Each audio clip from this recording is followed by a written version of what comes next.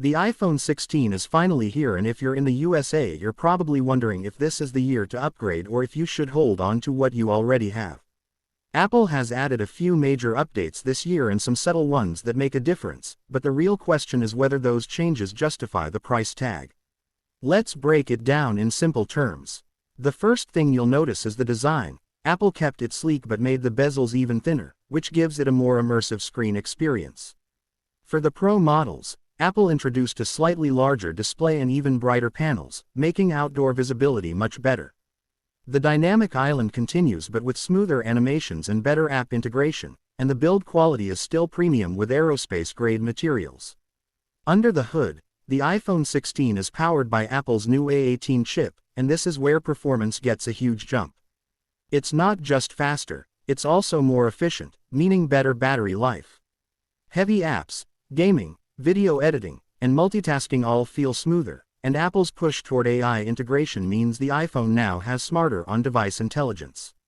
For example, Siri can now handle more complex tasks without sending data to the cloud, which makes it feel faster and more private at the same time. The camera system is also one of the biggest upgrades, especially for people who care about photos and video. The iPhone 16 Pro models bring a new 48 megapixels ultra-wide lens, and the telephoto zoom got a boost on the larger Pro Max. Apple also added better low-light performance across the board and introduced Smart HDR6, which gives photos a more natural look compared to the sometimes over-processed style of previous generations.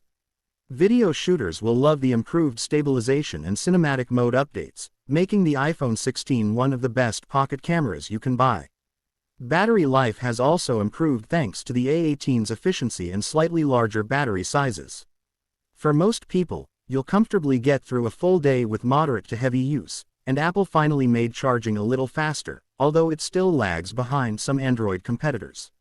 On the software side, iOS 19 comes with deeper AI features like automatic photo editing, smart summaries in notes and emails, and better voice dictation. It feels like Apple is trying to catch up with Google and Samsung on AI, and while it's not perfect, it's definitely a step forward. Now the big question, should you upgrade? If you're coming from an iPhone 13 or older, the iPhone 16 is going to feel like a massive upgrade. You'll notice the faster performance, the better cameras, the longer battery life, and the smarter AI features right away. If you're on an iPhone 14, it's still a big enough step if you want better photos and longer life, but it might not be essential. For iPhone 15 users, honestly the differences are more subtle. The upgrades are nice but probably not enough to justify dropping another $1,000 unless you absolutely want the best Apple has right now. Apple's pricing in the USA hasn't changed much, which means it's still a premium purchase, but it holds value well compared to most Android devices. At the end of the day, the iPhone 16 is one of the most powerful and polished smartphones on the market, but whether you should upgrade depends on how old your current phone is. If you're 2 to 3 years behind, this is the time to make the jump. If you're already on last year's model, you might be better off waiting for the iPhone 17. So what do you think? Is the iPhone 16 worth upgrading to in 2025, or are you sticking with what you have?